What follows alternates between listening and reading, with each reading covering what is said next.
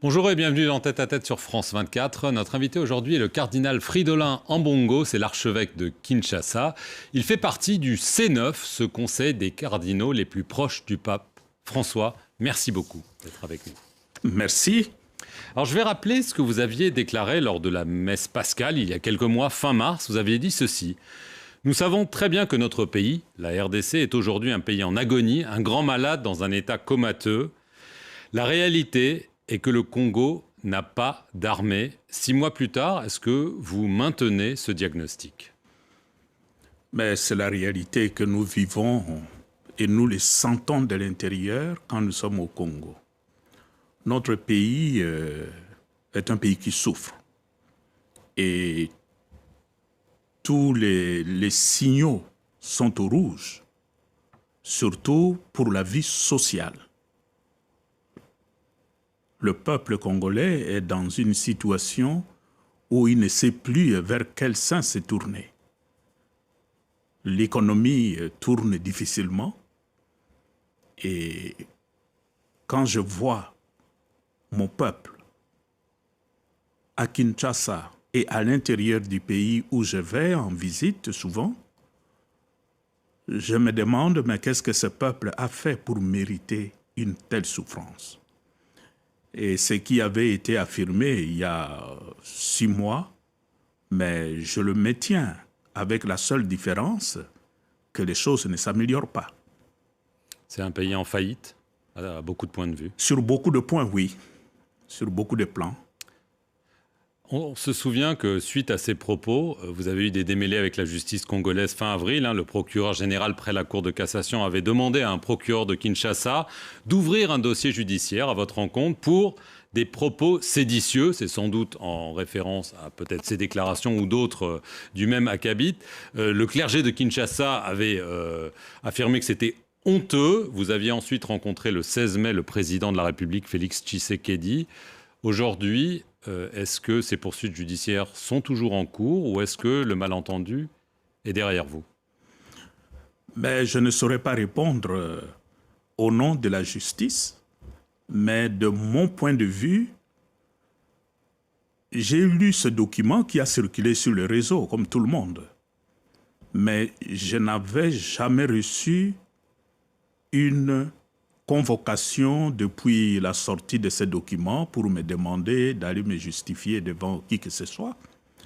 Je sais seulement que quelque temps après que ces documents aient été publiés sur le réseau, j'avais demandé et obtenu de rencontrer le chef de l'État parce que ça faisait beaucoup de bruit autour de cette publication. Et il m'a reçu, nous avons parlé avec lui pendant presque 2 heures. Et là, je le remercie pour ça. Et cette rencontre avait permis de clarifier beaucoup de choses. Comme je l'ai dit, à la sortie de cette rencontre, il y avait beaucoup de choses qui relevaient de malentendus. Moi, je crois que s'il y avait meilleure communication, peut-être il y a beaucoup de choses qui auraient été clarifiées. Ça, c'est de mon point de vue. Depuis lors, on n'a plus jamais entendu de ce dossier du procureur. Mais est-ce que du côté de la justice, ils ont éteint le dossier ? Il n'appartient pas à moi de le dire. C'était une accusation politique en raison de votre franc-parler ? Ah, je ne sais pas. Mais vous le pensez ? Je sais seulement qu'il n'y a pas eu un contenu concret pour un dossier de cette nature. Ouais. Mais est-ce que, quand vous avez vu le président Tshisekedi, c'était donc le 16 mai à Kinshasa, vous lui avez parlé de cette armée inexistante, de la mauvaise gouvernance, de la gabegie ? Est-ce qu'il vous a donné des réponses en vous disant « oui, je sais » ou ignore-t-il les réalités que vous décrivez ? Non, je crois que sur beaucoup de plans, nos analyses, comme les analyses du chef de l'État, se rejoignent. Lui aussi s'est plaint de certaines choses, comme nous. Et naturellement, la question c'est quelles sont les énergies qu'on peut mettre ensemble pour endiguer tous ces aspects qui tirent notre pays vers le bas.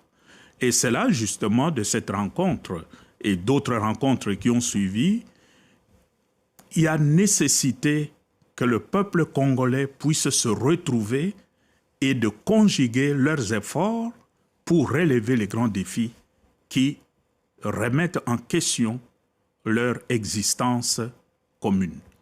Alors, dans une interview au Figaro, le journal français, le président Tshisekedi vous avez reproché d'avoir dit que le Congo armait les miliciens Hutus du FDLR et se faisant de vous le propagandiste du Rwanda.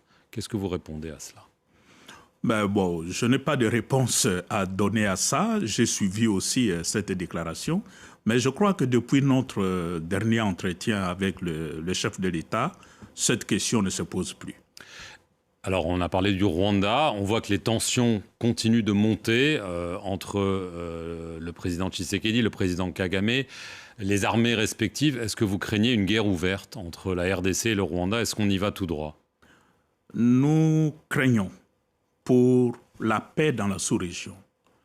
Parce que, comme vous le savez, je suis ici à Paris, c'est pour un congrès sur comment imaginer la paix pour le monde et particulièrement pour la sous-région.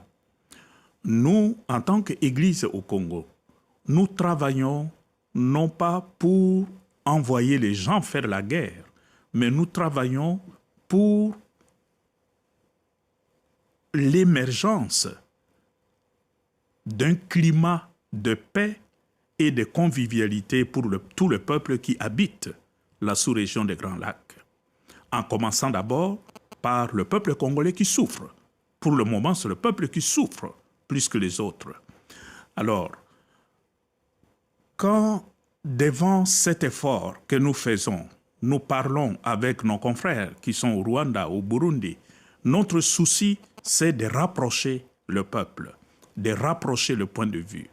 Mais si en face de nous, les dirigeants politiques, ceux qui ont la rêne du pouvoir en main, ne parlent que de la guerre, faire la guerre, ça nous inquiète. C'est ce qu'ils font.